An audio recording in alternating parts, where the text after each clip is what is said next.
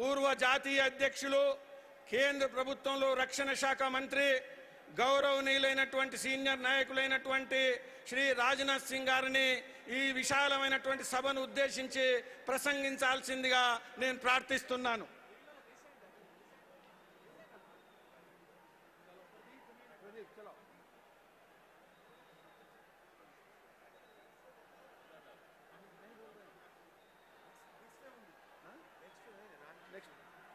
రాజ్యసభ నాయకులు పార్టీ నాయకులైనటువంటి శ్రీ పీయూష్ గోయల్ గారిని ప్రసంగించాల్సిందిగా కోరుతున్నాను.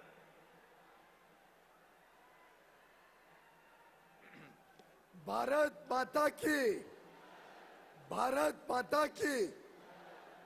माननीय राष्ट्रीय अध्यक्ष श्री जगत प्रकाश नड्डा जी, माननीय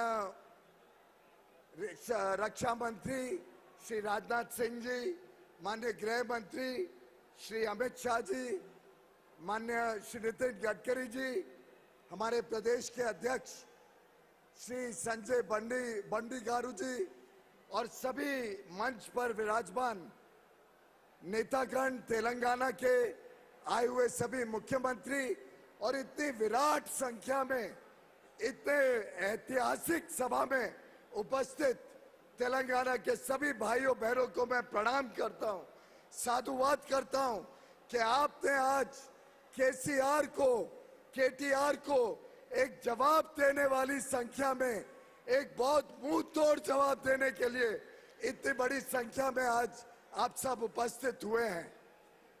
गत 8 वर्षों में जिस प्रकार से तेलंगाना में भ्रष्टाचार की सरकार चली, जिस प्रकार से किसानों का अपमान हुआ, जिस प्रकार से रोजगार के अवसर नहीं मिले, इन सब तकलीफों में जो स्थितियां आज तेलंगाना में पैदा हुई हैं, उसके सामने भारतीय जनता पार्टी एकमात्र विकल्प के रूप में आज तेलंगाना के सामने है।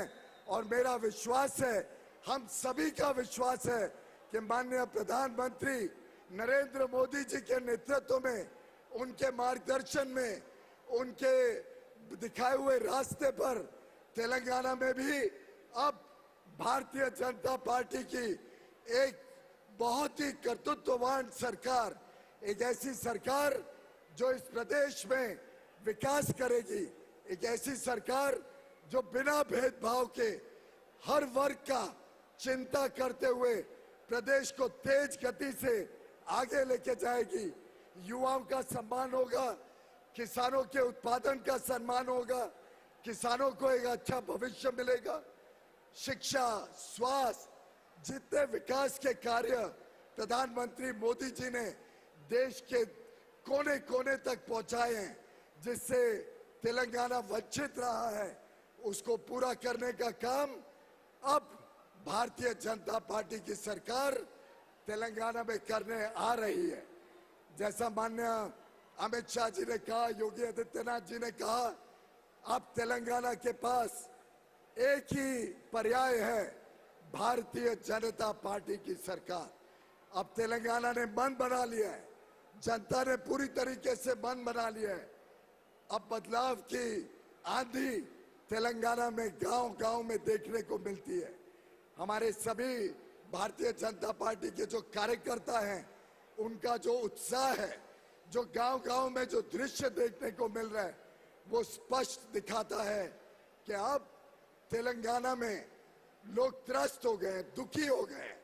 अब और भ्रष्टाचार नहीं सहन कर सकते, अब और परिवारवाद की राजनीति और तुष्टीकरण की राजनीति तेलंगाना में नहीं चलेगी।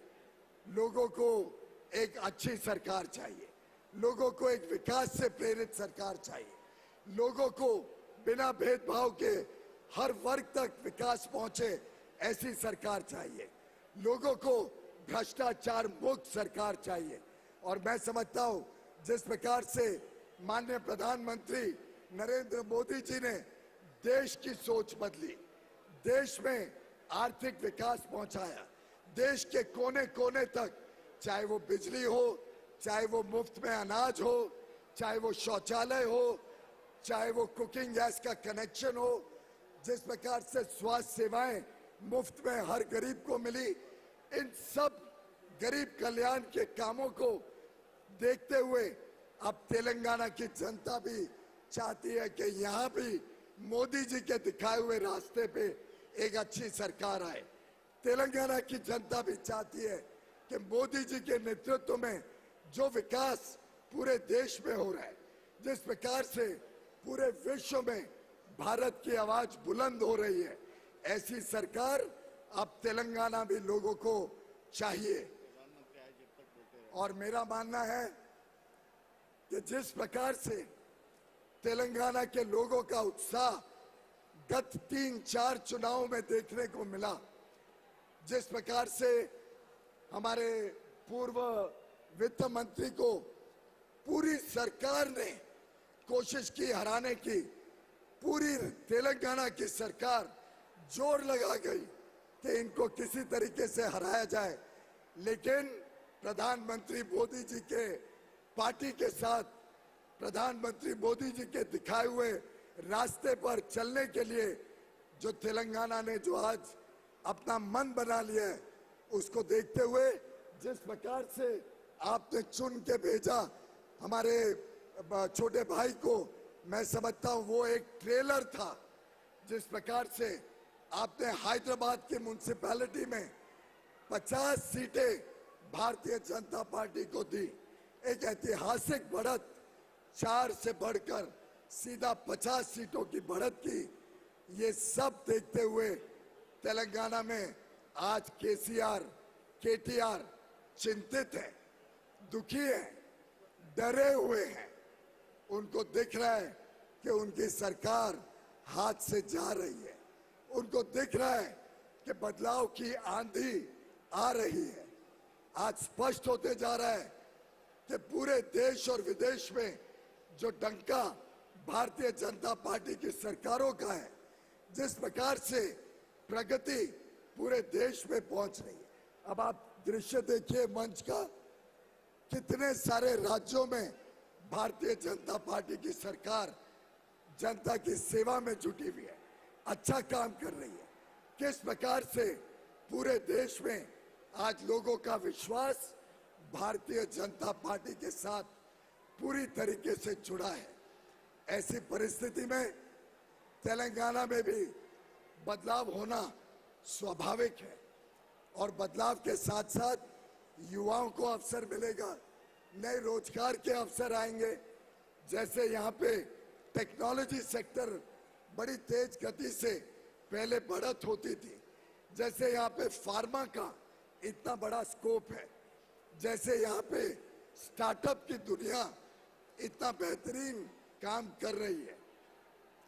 मुझे दिखता है कि आने वाले दिनों में तेलंगाना में नए विकास के साथ नए रोजगार, नए काम के अवसर और जो इंफ्रास्ट्रक्चर के प्रोजेक्ट्स जिसमें बड़े मात्रा में तेलंगाना में आज भ्रष्टाचार हो रहा है, उसको भी बदलने के लिए हम सबको आगे आने वाले चुनाव में एक मौका मिलने जा रहा है।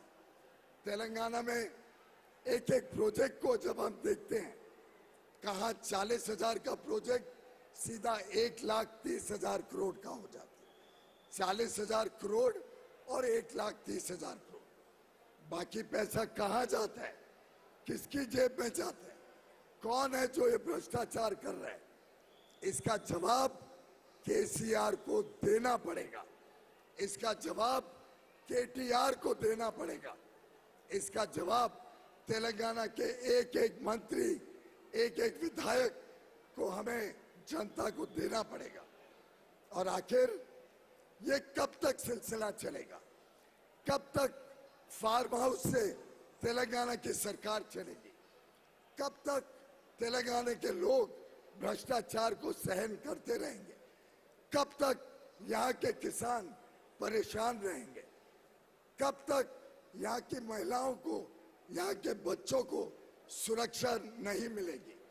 मैं अभी आंकड़े देख रहा था नेशनल क्राइम रिकॉर्ड ब्यूरो के, जिस प्रकार से तेलंगाना में बच्चों के, महिलाओं के साथ अत्याचार हो रहा है, अन्याय हो रहा है, इसको भी बड़ी गंभीरता से हम सब ने सोचना पड़ेगा। इस अत्याचार को, इस अन्याय को रोकने की सख्त आवश्यकता है। और मैं समझता हूं आज तेलंगाना की जनता ने मन बना लिया है कि जैसी कानून व्यवस्था उत्तर प्रदेश में है, जैसी कानून व्यवस्था भारतीय जनता पार्टी के अलग अलग राज्यों में है, वैसी कानून व्यवस्था, वैसे अमन शांति आज तेलंगाना के लोग भी चाहते हैं। हाल में ही आपने देखा महाराष्ट्र में भी सत्ता का बदलाव हुआ है, सत्ता बदली है। मैं मुंबई से आता हूं, महाराष्ट्र से आता हूं। महाराष्ट्र के लोग भी दुखी थे। वहां कांग्रेस, एनसीपी और एक उद्धव ठाकरे जी का गठ मिलके एक भ्रष्ट सरकार दे रहा था जो विकास को पूरी तरीके से नष्ट कर रहा था। जनता ने सहन नहीं किया, जनता ने आवाज उठाई और उस आवाज को सुनते हुए वहां के विधायकों ने तय किया और वहां से सरकार बदली। आज वहां पे नए स्पीकर का चुनाव हुआ जिसमें भाजपा के राहुल नार्वेकर जी जीत के आए और कल एकनाथ शिंदे जी के नेतृत्व में, देवेंद्र फडणवीस जी के नेतृत्व में एक अच्छी सरकार, एक विकास से प्रेरित सरकार, प्रधानमंत्री मोदी जी के मार्गदर्शन में चलने वाली सरकार अब महाराष्ट्र में भी आने जा रही है। इसी प्रकार से आने वाले दिनों में अब राष्ट्रपति का चुनाव होने जा रहा है। राष्ट्रपति के चुनाव में भी केसीआर और केटीआर बड़ी बड़ी बातें करते हैं, कहते हैं कि वो भारतीय जनता पार्टी को हराने का काम करेंगे। मैं समझता हूं कि अब आने वाली 18 तारीख को भारतीय जनता पार्टी ने जो एक आदिवासी महिला को राष्ट्रपति के चुनाव में खड़ा किया है, माननीय श्रीमती द्रौपदी मुर्मू जी को, उनको बड़ी मात्रा में विजय करके देश एक बड़ा संदेश आदिवासी भाई बहनों को भी देगा कि अब समाज में जो वंचित हैं, जो पीड़ित हैं, जो शोषित समाज है, उसकी चिंता करने वाली सरकारें, उसकी चिंता करने वाले लोग, उनकी चिंता करने वाले नेतृत्व को प्राथमिकता मिलेगी। और आगे आने वाले दिनों में पहली बार भारत में एक आदिवासी महिला देश की राष्ट्रपति बनेगी। मैं समझता हूं हम सब के लिए बड़े गर्व की बात है कि माननीय प्रधानमंत्री नरेंद्र मोदी जी ने एक आदिवासी महिला को इतनी बड़ी जिम्मेदारी दी, इतना बड़ा मान, इतना बड़ा सम्मान देने का निर्णय किया। और उसके लिए मैं समझता हूं हम सबको प्रधानमंत्री नरेंद्र मोदी जी का तहे दिल से धन्यवाद करना है, उनका साधुवाद करना है। बहुत बहुत धन्यवाद। పీజీకి ధన్యవాదాలు. ఇప్పుడు ఒక పాటతోటి మోడీ గారికి స్వాగతం పలుకుదాం.